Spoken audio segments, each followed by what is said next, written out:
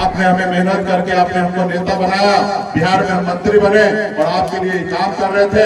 आज हमको क्या किया, मंत्री से हटाकर हमको सरकार से बाहर कर दिया। वो सरकार हमारा था, अगर हम समर्थन नहीं देते तो नीतीश कुमार बिहार का मुख्यमंत्री नहीं बनते। हमने बिहार में मुख्यमंत्री नीतीश कुमार को बनाया और आप लोगों के दम पे बनाया और उसके बाद उसी सरकार से हमको बाहर कर दिया, क्योंकि वो देखता है कि एक मछुआरा का बेटा तेज तरार है, इसको रोको, अगर नहीं रोकोगे तो ये अपना अधिकार लेके रहेगा। आप समझ रहे, जान रहे हैं कि चुनावी साल है और बहुत ऐसे कार्यक्रम रहता है, बहुत जगह जाना आना रहता है। अभी हमें मोतिहारी जाना है, मुजफ्फरपुर होते हुए, कल वाल्मीकि नगर जाना है, 10 तारीख को 11 तारीख को पार्टी का राष्ट्रीय कार्यकारिणी का सम्मेलन है हमारे वाल्मीकि नगर में, वो कार्यक्रम के लिए जा रहे हैं और आप लोगों ने निमंत्रण दिया और आप लोगों के बुलावा पे हम यहाँ पे आए हैं और आपने निमंत्रण दिया, इसके लिए बहुत बहुत धन्यवाद देता हूँ। कभी हम लोग कल्पना भी नहीं कर सकते थे कि आप लोगों का प्यार, सहयोग, आशीर्वाद इस तरीके से हम लोगों को मिलेगा, लेकिन हम सही रास्ते पे चल रहे हैं, सही रास्ते पे सही काम कर रहे हैं। इसके लिए आप लोगों का प्यार हमारे ऊपर बना हुआ है, ये मैं जानता हूँ। तो पूजा पाठ जो है हम लोग हमेशा करते आ रहे हैं, हमारे पूर्वज ने भी पूजा पाठ करते आए हैं, हमारे कुल देवता को हम लोग पूजा पाठ करते आ रहे हैं।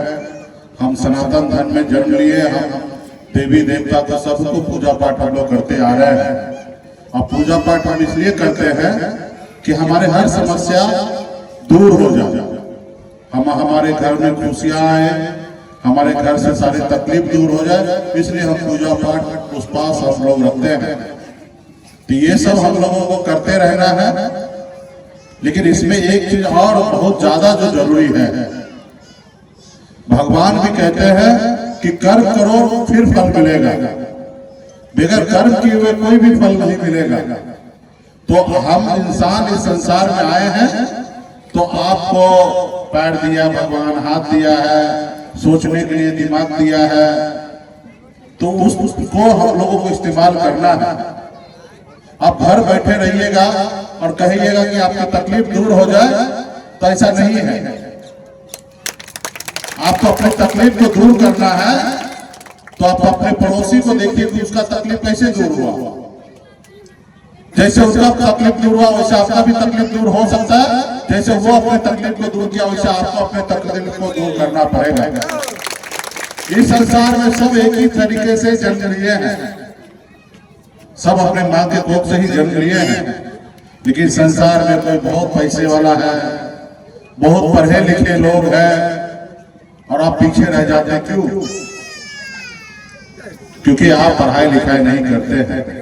तो इसलिए बड़ी संख्या में माता बहन है, आप सबसे आग्रह है कि अगर इस संसार में सर उठा के जीना है, आपके हर तकलीफ को दूर करना है, तो आपको एक काम सबसे पहले करना है कि एक रोटी कम खाइए, लेकिन अपने बच्चे को पढ़ा लिखा के काबिल बनाइए।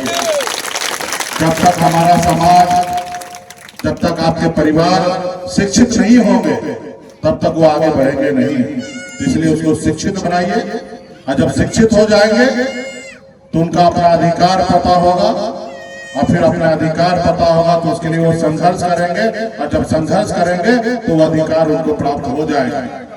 अपने अधिकार के लिए लड़ाई लड़ेंगे। जब बच्चा पढ़ा लिखा होगा तो उनको पता होगा कि क्या काम अच्छा है, क्या काम बुरा है। जो काम बुरा होगा वो काम नहीं करेंगे, और जो काम अच्छा होगा वही करेंगे। जब वो पढ़े लिखे समझदार होंगे तो 10 रुपया कमाएंगे तो 8 रुपया खर्च करके 2 रुपया बचा लेंगे। अगर वही पढ़े लिखे लोग नहीं होंगे तो 10 रुपया कमाएंगे और 10 का 10 उड़ा देंगे, और वो कहीं ना कहीं आगे वाले पीढ़ी के लिए कुछ नहीं छोड़ेंगे। इसके लिए आप तकलीफ में रहेंगे। इसलिए सबसे ज्यादा जरूरी है पढ़ाई लिखाई। हम भी एक गरीब घर में ही जन्म लिए, मछुआरा परिवार में जन्म लिए। पिताजी दादाजी सब मछली मारते थे, लेकिन माता पिता ने हमको पढ़ाया लिखाया, और जब सूझबूझ हुआ तो गांव से निकलकर बॉम्बे जैसे शहर गए। वहां मेहनत मजदूरी करके बॉम्बे में हमने कामयाबी का झंडा गाड़ दिया, एक बेहतर जिंदगी जीने लगे। ऐशो आराम की जिंदगी जीते थे, बड़े महंगे गाड़ी में घूमते थे, बड़े बंगले में रहते थे, सब बेहतर जिंदगी जी रहे थे। लेकिन ऊपर वाले ने हमें समझदारी दिया। हमने सोचा जब इतना आगे हम निकल चुके हैं, लेकिन हमारे लोग अभी भी बहुत पीछे हैं। लोग चांद पे घर बनाने के लिए सोच रहा है, लेकिन इस धरती पर हमारे लोगों के लिए रहने के लिए घर नहीं है। और फिर बम्बई का घर छोड़कर, परिवार को छोड़कर, बच्चे को छोड़कर आपके बीच में पिछले 10 सालों से मैं लड़ाई लड़ रहा हूँ अपने अधिकार के लिए। और आज बिहार में देखिए, जब आप और हम लड़ाई लड़ रहे हैं, जब आपने हमें अपना भाई, आपने अपना बेटा, आपने हमें अपना नाना नेता माना, तो आज बिहार में आज हम लोगों से डरने लगा और घबराने लगा, और भी देश के प्रधानमंत्री।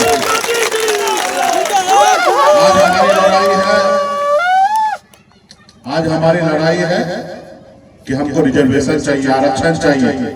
आज हमारे बच्चे पढ़ लिख कर थोड़ा आगे बढ़ जाते हैं, लेकिन उनको नौकरी नहीं मिलता है। आज अपने समाज को बंगाल में आरक्षण है, दिल्ली में आरक्षण है, हम इसकी लड़ाई लड़ रहे हैं और बहुत हद तक हम लोग कामयाब होते जा रहे हैं। आने वाला समय में 2, 4, 5 साल और लगेगा, हम लोग कामयाब होंगे। लेकिन इसके लिए सिर्फ मुकेश सहनी को अकेले लड़ने से नहीं होगा। हर एक किसान के बेटा को अपने आने वाले बच्चे के लिए लड़ाई लड़ना पड़ेगा, उनके अधिकार के लिए लड़ाई लड़ना पड़ेगा, उनके लिए संघर्ष करना पड़ेगा। आज अपने बच्चे को पढ़ाइएगा, लिखाइएगा, अच्छा किताब खरीद के दीजिएगा, अच्छे स्कूल में भेजिएगा, तो आपको परेशानी होगा। लेकिन वो परेशानी को झेलिएगा तो वही बच्चा पढ़ लिख कर कलेक्टर बनेगा, तो आपका नाम रोशन करेगा और समाज में सर उठा के जिएगा। तो ये आपको करना पड़ेगा। और जब एक पीढ़ी हो जाएगा, एक पीढ़ी आपके आगे निकल जाएंगे, तो दूसरा पीढ़ी को फिर मुड़ के कभी देखना नहीं पड़ेगा। एक बार गरीबी से अमीरी की ओर चले जाइएगा तो फिर लौट के पीछे नहीं देखना पड़ेगा। तो जब तक आप संघर्ष से बाहर नहीं निकलिएगा तो ये ऐसा रहे, व्यवस्था रहेगा।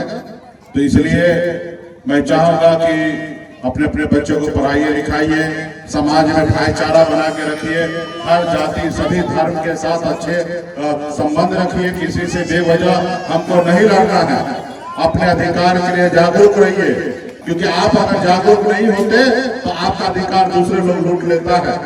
और जब दूसरे लोग लूट लेता, आप लोग नहीं समझदार होते तो दूसरे लोग लूट लेता है। और जिसके कारण आज हमारे लोग ठंडे महीने में पानी उतर कर मछली मारने पे मजबूर रहता है। तो इसलिए आज खास अगर हमारा समाज जो अभी जगह है, वो अगर 50 साल पहले, 40 साल पहले जग गया होता तो आज निषाद को आरक्षण मिल गया होता।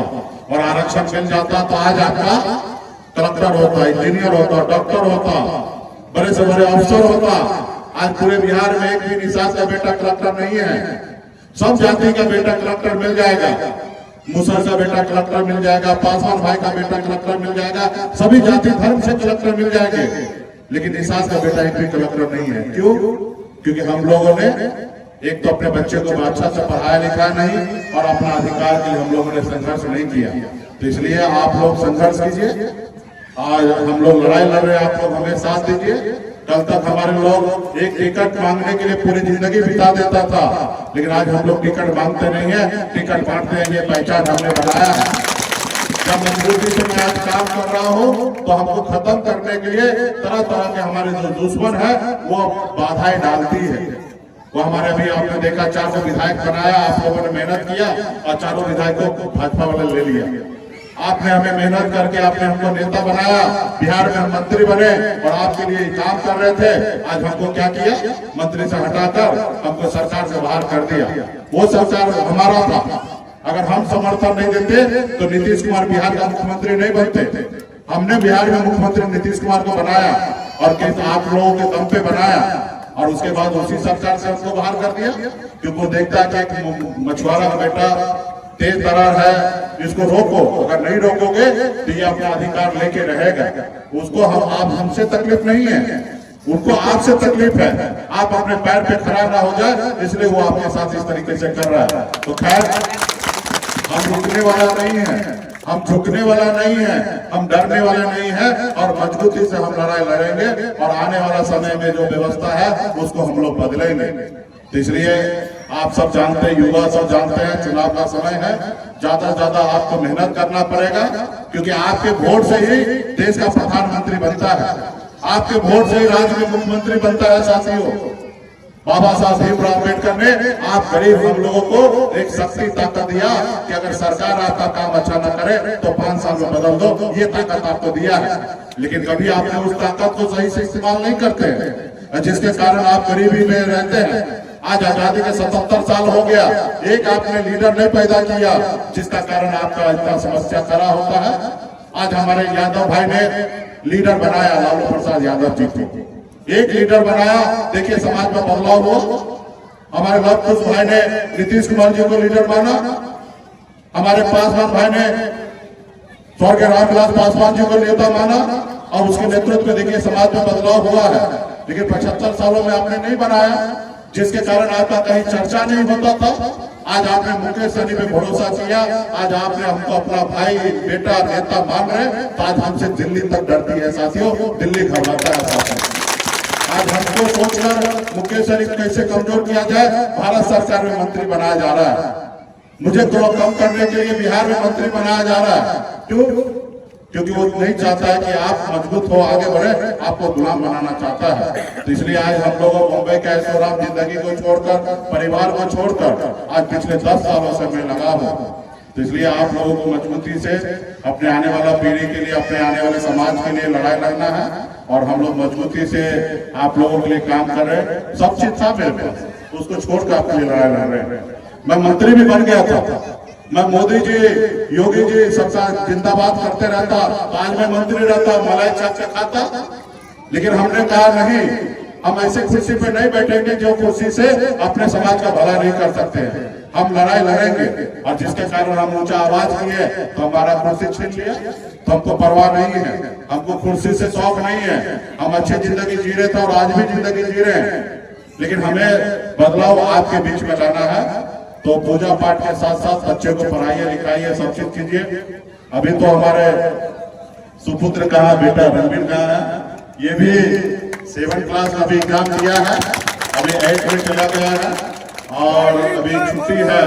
जिनको भी हम लोग ट्रेनिंग देने के लिए लाए हैं, क्योंकि राष्ट्रीय कार्यकारिणी का सम्मेलन है, तो हम लोग लेके जा रहे हैं। इनको भी अभी से ट्रेन कर रहे हैं कि समाज सेवा क्या होना चाहिए। अभी तो खैर ये 10 साल अभी इनको और समय लगेगा, पढ़ाई लिखाई करेगा, उसके बाद आप लोगों के बीच में आएंगे। लेकिन अभी से हम इन लोगों को सीख देने के लिए ला रहे हैं, सीखेंगे, समझेंगे, हर चीज सिखाना पड़ेगा बच्चे को। तो आज सीखेंगे, देखेंगे कि पापा कितना मेहनत कर रहे हैं, कितना संघर्ष कर रहे हैं, कहाँ कहाँ जा रहे हैं। तो आने वाला समय में इनको भी लगेगा कि काम करेंगे। तो निश्चित तौर पे जैसे हम सोचते हैं वैसे आपको भी सोचना अपने बच्चे के लिए। हम तो सबके लिए सोच ही रहे हैं, लेकिन आपका अपना एक कर्तव्य है, उसको पूरा करना है। आज हमारा भी कर्तव्य है कि बच्चा पढ़ने के लिए बढ़िया से, तो आज अच्छे स्कूल में हम लोग पढ़ा रहे हैं और आपका भी कर्तव्य है कि अपने बच्चे को बढ़िया से पढ़ाइए, लिखाइए। जो काम मैं जिस जगह पहुंचा हूँ, आपका भी बेटा पहुंच सकता है, आपका भी भाई पहुंच सकता है। जो सपना मैं इनके लिए देख रहा हूँ, वो सपना आप भी अपने बच्चे के लिए देखिए, तब साकार होगा। जब सपना ही नहीं देखिएगा तो साकार क्या होगा? आप यहाँ से कहीं जाने के लिए सोचिएगा तब न जाइएगा। अब जाने के लिए सोच भी नहीं कीजिएगा तो कैसे होगा? तो इसलिए सोचिएगा क्या होगा। 4 बार लड़ाई लड़िएगा, 5 बार लड़ाई लड़िएगा, 5 बार हारिएगा, 6ठा बार कोशिश कीजिएगा, हो सकता जीत जाइएगा। लेकिन लड़ाई लड़िएगा तभी जीत पाइएगा। अगर हाथ में हाथ धर के बैठ जाइएगा, बोलिए कि गरीबी में है, हम कुछ नहीं कर सकते, तो कैसे होगा? हम भी तो गरीब घर में जन्म लिए, लेकिन हमने अपने नसीब को बदला, अपने मेहनत के दम पर, अपने ईमानदारी के दम पर सही रास्ता पे चलकर वो काम आप भी कर सकते हैं। उसके लिए सही रास्ता पे बच्चे को पढ़ा लिखाइए, समाज में एक भाईचारा बनाइए, गलत काम नहीं करना है, अच्छे काम करना है। आज हमारे लोग इलाज का अभाव में मर रहे हैं, हमारे लोग इतना गरीब है कि वो अपने बच्चे को सही से इलाज नहीं करा पाता है।